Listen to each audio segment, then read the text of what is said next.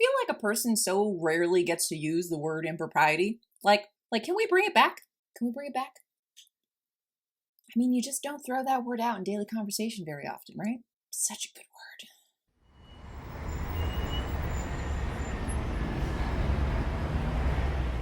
Hey everybody, welcome back to It's Too Late to Apologize Book Reviews. I'm Stella, and today we're going to be talking about Mansfield Park by Jane Austen. Mansfield Park was Jane Austen's third published novel, printed in 1814. Austen began writing this at age 36, so there was a 12-year gap between this and her last novel. And I think the change in her writing style and maturity is dramatically evident. This story first starts with revealing the fortunes of three sisters. One marries well to Sir Thomas Bertram of Mansfield Park, whose wealth is newly gained. Another sister marries the Reverend Mr. Norris, who is a friend to her brother-in-law, but has scarcely any personal fortune. And the final sister marries, even worse, to a lieutenant of the Marines, to a Mr. Price, a man without fortune, education, or connections. And so the sisters, who all began in life at the same place, were stratified for the rest of their lives because of their fortune or misfortune in their marriages, with the aim of helping to relieve the burden of their sister, but also to appear altruistic in doing so. Mrs. Bertram and Mrs. Norris arranged for one of Mrs. Price's, their sisters, many children to come live at Mansfield Park with the Bertram family. And so Fanny Price becomes the chosen one, and she leaves her impoverished home at age 10 to go live with her extended family. She is a timid, weak, and shy child who becomes terribly homesick, but her extended family, and especially Mrs. Norris, her aunt, see her behavior as proof of her inferior teaching and birth, and see it as her being ungrateful for the opportunities offered to her at Mansfield. Only her cousin Edmund shows her any compassion and kindness. Fast forward 6 years, and Fanny is now 16, and has been neglected and poorly treated by her aunts, but also her cousins, Maria, Julia, and Thomas. Edmund is still her only friend. Sir Thomas Bertram and his eldest son, Thomas, leave for Antigua to manage issues with their sugar plantation, and Mrs. Norris encourages Maria to become engaged to the rich but weak-willed and senseless Mr. Rushworth. Maria accepts the proposal, but must wait until her father returns to be married. But also that year, the sibling Londoners, Henry and Mary Crawford, pay an extended visit to their half-sister, Mrs. Grant. Their fashionable London ways shake things up at Mansfield. Mary Crawford and Edmund show interest in one another, and Henry flirts with both Maria and Julia, and a host of relationship drama and impropriety ensues. I feel like a person so rarely gets to use the word impropriety.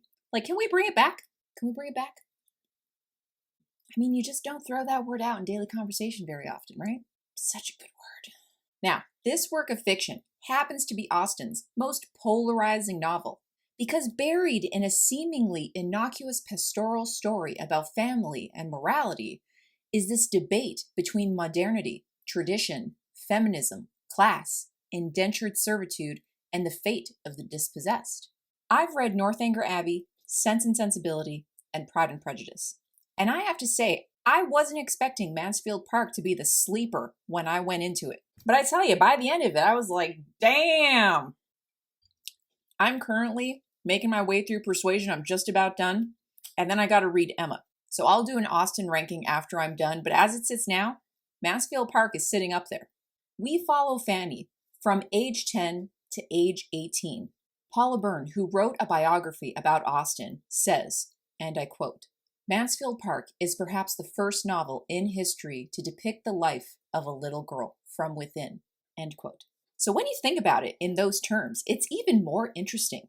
So obviously Jane Austen was a feminist. She believed women's and girls' stories were important and nuanced. So let's just address the elephant in the room. Why do so many readers hate Fanny Price? So the thing that tends to polarize people about this novel, the majority of people, is its heroine, or as I like to think of her, the anti-heroine, Miss Fanny Price. She is the most unique of all of Austen's protagonists in that she's boring as hell. Like, that's what makes her stand out the most. She is so passive of a character, and the girl can't even go for a walk without getting winded. She constantly needs to sit down and be careful of her health. She's painfully shy and anxious and constantly trying to blend into the background. She will not do anything that is rude and will only speak when it cannot be avoided. She seems to be the exact opposite of Austen's most loved heroines. But I don't think she's as different as she may seem on the surface. I present myself as a character witness in defense of Fanny Price. Fanny Price has the best backstory of any Austen heroine I've read so far. Imagine yourself, 10 years old and ripped from your entire family and everyone you loved. You go to live with relatives, but they are complete strangers to you. You are intimidated and homesick. The house is so huge it's like nothing you know of as home. Your uncle is frightening. Your one aunt is ambivalent, and the other is always thoughtlessly cruel to you and treats you like a servant. Your female cousins think you're prodigiously stupid, and you're constantly being made fun of and considered inferior in every possible way. So you develop anxiety and a bit of depression. And this character portrayal is so on the money. Austen depicts Fanny in such a realistic way that shows her understanding of psychology. So yes, Fanny is quiet, shy, modest, sensitive, and timid. I mean, who wouldn't be? But Fanny's virtues are often never talked about. She is clever, practical, resolute, and cautious. She knows what she thinks is right and wrong, and she doesn't shove it in people's faces. But she will not cave either. She stands her ground when everyone around her thinks she should marry a rich man. And given her origins and her prospects, it seems ludicrous to not take the proposal. But she does not love or respect the man, so she refuses to, and she never wavers from what she knows, no matter who it upsets. And I really respect that. Fanny is not the female heroine stereotype. You have to get to know her to like her. She is also a realistic psychological study, and some may criticize her character for being the typical desired mold for women of the time, docile, meek creatures who listen to those with authority. But Fanny also undermines prevailing attitudes to propriety and often places her conscience above obedience and love above duty. So judging Fanny isn't as simple as it might seem. Fanny finds herself caught between two worlds, between the affluence and high society of Mansfield Park and London with their worldly cultured ways, and the poverty of both mind and body of chaotic Portsmouth, where she was born and her immediate family live. She's set apart from her cousins at Mansfield because of their impropriety, lack of principles, restless natures, and shallow characters. But this doesn't make Fanny self-righteous as some label her. She actually believes herself to be inferior and sees the benefits her lonely suffering at Mansfield has brought her. And she is humbled and grateful for it. She's grateful for her suffering. This is such a wise perspective for her age. And her cousins never glean this wisdom for themselves because they have lived lives of complete comfort. Fanny is not tempted by the gaudy excess of the Crawfords like her cousins are. She instead finds comfort in nature and quiet reflection. Mary Crawford is the more common archetype for the Austen heroine most readers love. She's witty, pretty, holds strong opinions and voices them whenever she likes with no fear of offending others. But she is also a social chameleon. She can fit in almost anywhere she goes. And that is why she does so well in London and at Mansfield Park. But because Mary is so adaptable, we have no idea who she really is behind her elitist social conditioning. At times we get glimpses of a kind and good-natured person, but it is quickly engulfed by a calculating, arrogant, and heartless seductress. She and her brother are amazing actors, and when Tom suggests performing a play at Mansfield, Mary and Henry are in their element. And there would seem to be nothing wrong with a harmless play, but it becomes a tool for Austen to show us how temptation works and how vanity compels people to behave poorly. It all begins modestly, but soon takes over and transforms the household. Fanny and Edmund refuse to take part in it, But then Edmund is convinced to participate because of his growing feelings for Mary, and so he falls to temptation. But Fanny resists, and Mary has her calculating eye on Tom, who is set to inherit Mansfield Park. But she develops feelings for Edmund, which goes against her high-class sensibilities. And because Edmund is set on becoming a clergyman, a humble position, Mary ridicules him and says she will not respect or envy him if he does such a thing. She tries to convince and manipulate him out of becoming a clergyman, the profession he wishes to dedicate his life to. And then when Tom becomes very ill and it looks as if Edmund might inherit it all, Mary doubles down on her pursuit of him and so exposes her vanity and hollow character. There is the original introduction by Tony Tanner, and it's really good. I highly recommend for you to read it because it was so much better than this more modern edition's original introduction. The Tony Tanner introduction is way better. Tony Tanner writes, and I quote, "There is a contrast between appearance and reality. The Crawfords' plausible stylishness is offset by Fanny's reticent genuineness. We are also made aware of the conflict between the joys of personality and the rigors of principle.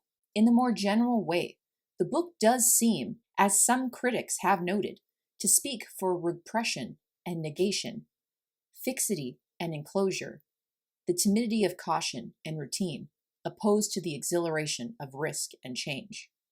But if we are sympathetic to the symbolic implications of the world of the book, we can see that, at its most profound, it is a book about the difficulty of preserving true moral consciousness amid the selfish maneuvering and jostling of society." End quote. Fanny is always being coerced, persuaded, victimized, and opposed. It is not easy to hold to one's morality in the face of conflict. And Fanny suffers for her choices and positions, but she never waffles, and I really respect that. Fanny brings some well-needed diversity to the female heroines we read about. Her personality is so different from what I'm used to reading that it sort of reminded me a bit of the character Camille Preaker from Sharp Objects by Gillian Flynn. The diversity of personality was so refreshing to read. I love that novel, Sharp Objects, because the psychology behind the writing is so well done. And I think that's why I love Mansfield Park as much as I do. But the story isn't only about the characters. Austen wrote this during the Industrial Revolution, and there was a rush of people moving to cities and abandoning the traditional farming communities. It was a huge shift to social urbanization from its rural origins. This was also written during the Napoleonic War, and the military's impact to the social strata is delved into and displays the general snobbery of certain characters as well as the ridiculousness of others, such as Henry Crawford, romanticizing the Navy, and men who serve in it. And this novel was published a year before the Battle of Waterloo. The abolition of the slave trade in the British Empire happened 7 years prior, and this novel is an amazing cultural snapshot of a fictional moment in history. Like, there are so many huge things happening at the time of this novel taking place, historically speaking, it's crazy. It's a nexus, and the novel touches subtly on a lot of it. The Slave Trade Act of 1807 ended the slave trade in the British Empire, but it wasn't until the Slavery Abolition Act of 1833 that the institution of slavery was finally abolished on a gradual basis. The abolitionist movement was growing between those years. This means that this novel also takes place between those two pivotal points in history, and Fanny asks her uncle about the slave trade, and it is received by dead silence. And I think there are several hints that Austen feels there are parallels between the slave trade and the treatment of women like Fanny in the early 19th century. Mansfield Park possibly gets its name from Lord Mansfield, who ruled the James Somerset case, that no former slave could be removed from Britain and sold back into slavery. This and his other rulings that human beings were not property were viewed as the beginning of the end of slavery on British soil. And possibly the Hague, Mrs. Norris, her aunt, is named after the anti-abolitionist slave trader John Norris. Many times Fanny is referred to as a commodity, and even though she is a blood relative, she is treated like a servant and subhuman at times, without the ability to accept even a dinner invitation without the family giving her leave to attend it. And there is no thought that Fanny might ever leave Mansfield. It's as if from the moment they took her on as a child, that she became almost like the furniture, there to comfort and work. It is never outrightly stated that there are slaves on the sugar plantation in Antigua, but I think we can assume there are. Mr. Bertram returns from his 2 years in Antigua, a changed man, and the reader sees him changed for the better.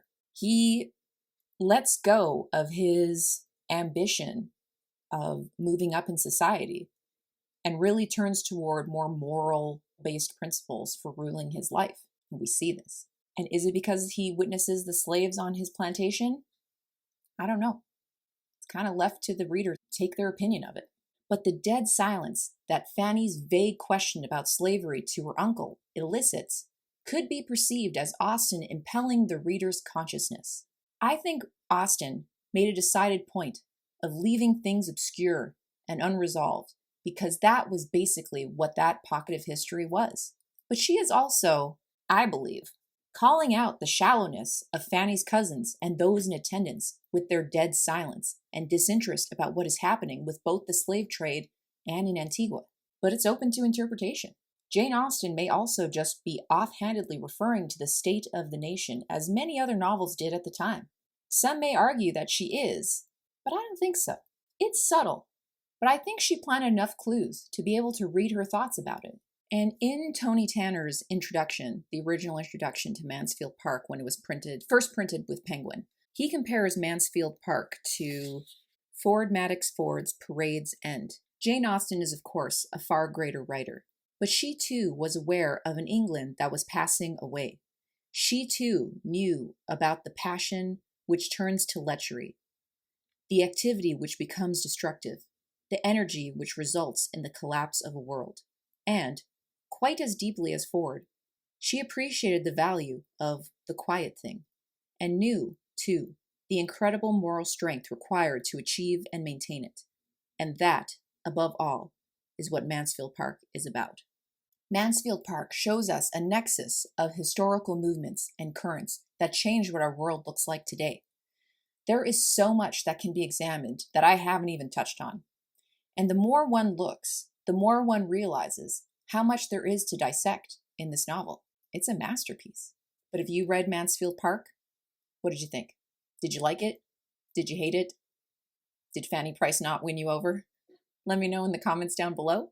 Please like and subscribe so that more people can find some great books. Thank you for watching, and I'll see you in the next video.